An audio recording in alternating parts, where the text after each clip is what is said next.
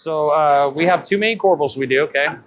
You have the Colonial, which looks like this. Then you have Shaker, okay? That looks like this, all right? I'm gonna show you how to sand these. These can be a little complicated, but as you get practice, you'll get better at it, and then they become not too difficult. Okay, so with the Colonial, first thing, let's sand the face here. You're just gonna go over the face, give it a nice sand.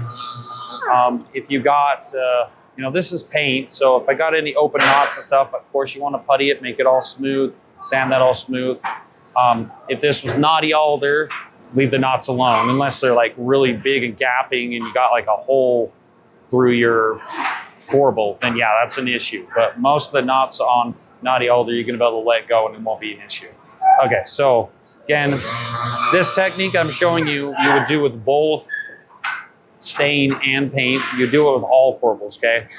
The only difference is like I say, a little bit between the way you would handle a paint one and a knotty alder one or a knotty hickory or so forth with the knots. So right here, I got a little dinky knot.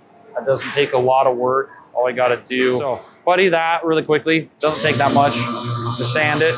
So that just helps the paint apply better to the corbel when finish is working on it, okay?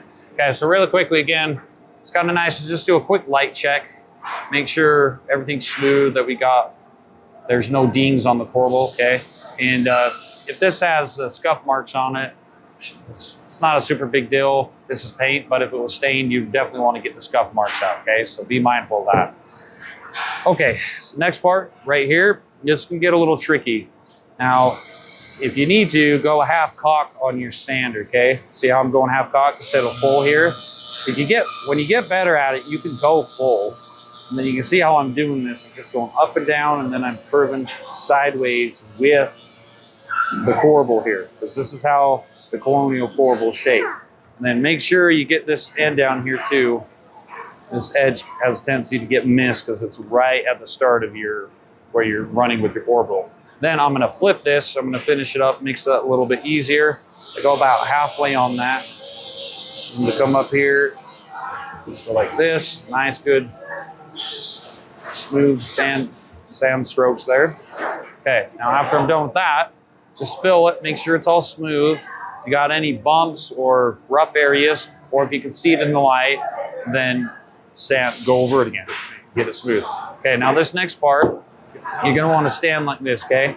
And then I'm gonna take my corbel. This part is a little tricky, so again, take it slow.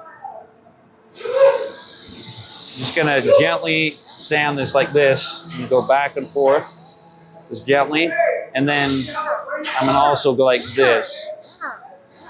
So again, the idea is we're trying to sand this smooth, but a lot of times when I'm going like this, I'll shape the corbel a little bit, so to get it back straight how it needs to be, it's nice to run over like this and it'll smooth it out a little bit better, especially on your edges here. I have a tendency to get a little more flat. So to solve that issue, if I just come back over like this, it's gonna smooth that out better.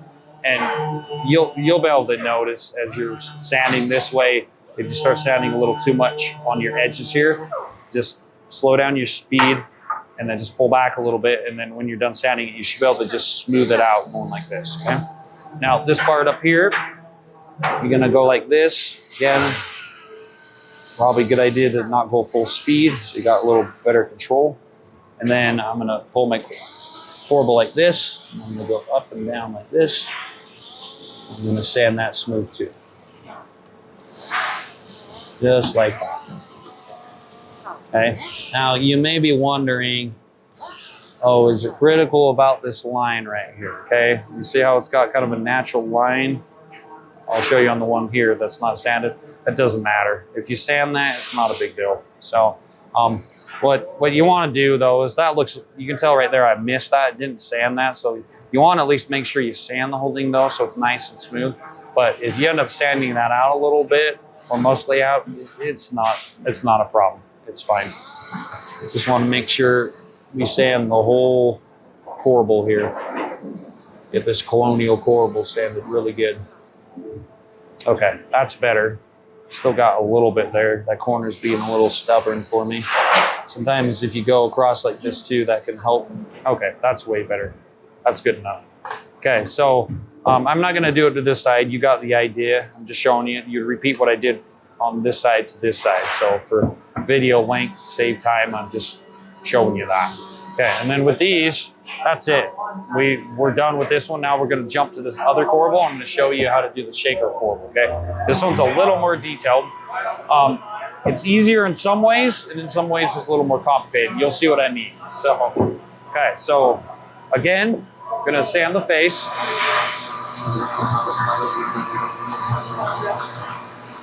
And then again, I'm not gonna do both faces, just save a little time here. Make sure you sand both faces, okay? And then again, do a light quick check, just make sure they're good. I see a little scuff ding right there on this corbel, so I'm gonna sand that out. And I did tell you before, if it's just a scuff, paint will cover it up, not a problem.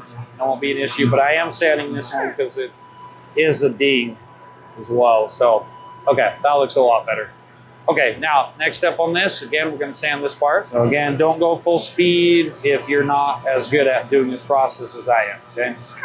You'll eventually get it. The important thing is to get practice, go slow, and you'll get this. And again, you see I'm focusing on that end, making sure I sand this in. This has a tendency to get missed. And again, we'll rotate it. Sand up, make sure we got this whole corbel sanded really good. Okay, now the difference on this one you'll notice is we've got a square side here, okay? It's not rounded like the Colonial. Again, you'll need to move around over here so you can see this. Now, the way to do this, you want to put your sander like this on your corbel, and if I'm looking up above my sander here, I can tell if I'm going to tilt it, which will sand it out a square, which we don't want to do. So when I'm sanding this, I can focus on where my sander is connected with my orbital here. And anytime I see my orbital moving, I can correct that and make it flat again. That way, what that does is it makes sure that when I'm sanding this guy, I'm going more square, okay? And again, the idea is keep that square and then just let that orbital run like that. Just slight movements. You don't really want to go moving all the place. If you do that, you'll have a better chance of getting out of square.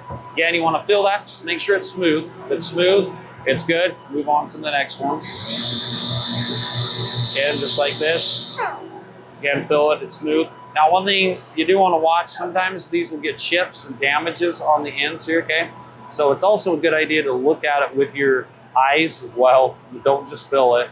If you got any chips or dings here, you're gonna want to putty them or sand them out depending how bad they are, okay? Now, last process you do with these, you gotta ease these because they're sharp.